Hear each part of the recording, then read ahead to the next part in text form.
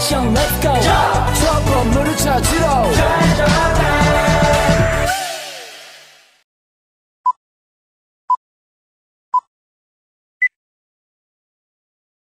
Assalamualaikum warahmatullahi wabarakatuh. Perkenalkan, kami dari kelompok 2 yang beranggotakan 6 orang ingin menjelaskan dan mempresentasikan materi bab 7, yaitu bidang ekonomi. 1.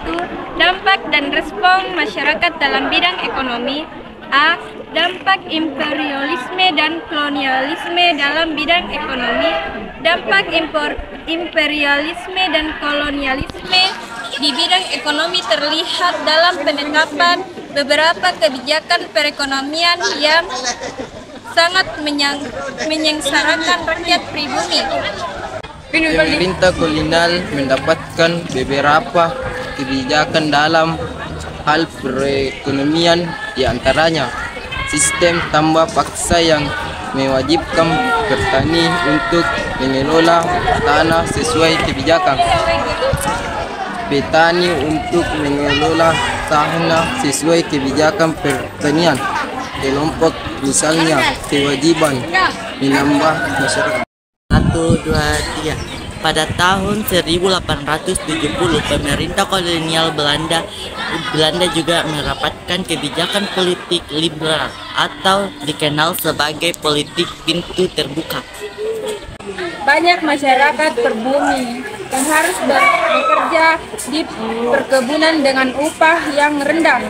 Pekerjaan ini tidak hanya dilakukan oleh para lelaki, tetapi juga wanita berbumi. Beberapa pengaruh sistem ekonomi pada masa kolonial adalah pembangunan berbagai infrastruktur seperti jalan, rel kereta api, jembatan, pasar, gedung-gedung, bendung, dan lain-lain. B. Respon masyarakat terhadap imperialisme dan kolonialisme dalam bidang ekonomi. Setelah kedatangan Portugis, beberapa daerah di Nusantara dikuasai oleh VOC yang merupakan fungsi dagang Belanda. VOC memiliki hak-hak istimewa yang diberikan oleh pemerintah Belanda, sehingga VOC berusaha menguasai monopoli perdagangan di Nusantara. Oleh sebab itu, berjumlah perlawan di berbagai daerah seperti berikut. 1. Perlawan kerajaan Ternate dan Tidore. Perlawanan rakyat ditujukan kepada Foch yang dipimpin oleh Laksamana Saidi. 2. Perlawan kerajaan Banten. Pada mulanya kedatangan Foch disebut dengan baik. Namun dalam perbandingannya Foch melakukan praktik monopoli yang sangat merugikan Banten. 3. Perlawan kerajaan Mataram. Kegiatan monopoli yang dilakukan Foch khususnya di wilayah kekuasaan Mataram sangat merugikan perekonomian kerajaan Mataram. 4. Perlawanan rakyat Makassar. Kemajuan Makassar sebagai bandar pelabuhan yang strategis menarik perhatian VOC untuk menguasainya. 5. Perlawanan rakyat Maluku. Sejak masa VOC, rakyat Maluku telah mengalami penderitaan dengan adanya sistem monopoli perdagangan, pelayaran koni, dan lain-lain. 6. Perlawanan kaum Paderi. Perang melawan kolonialisme di daerah Minangkabau bermula dari adanya pertentangan antara dua kelompok, yaitu kaum Adat dan kaum Paderi.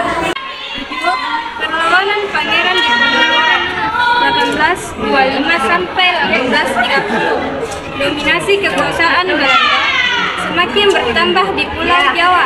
Hal ini mengakibatkan beberapa kerajaan di Pulau Jawa banyak mengalami kerugian dan pertikaian, termasuk Kerajaan Mataram. 8. Perlawanan rakyat Bali. Penyebab timbulnya perlawanan rakyat Bali terhadap pemerintah kolonial Belanda adalah persoalan hak tawan karang yang dimiliki oleh kerajaan-kerajaan Bali. 9. Perlawanan rakyat Aceh. Ketegangan antara kerajaan Aceh dan Belanda mulai muncul pada tahun 1858 akibat dominasi Belanda di wilayah Aceh.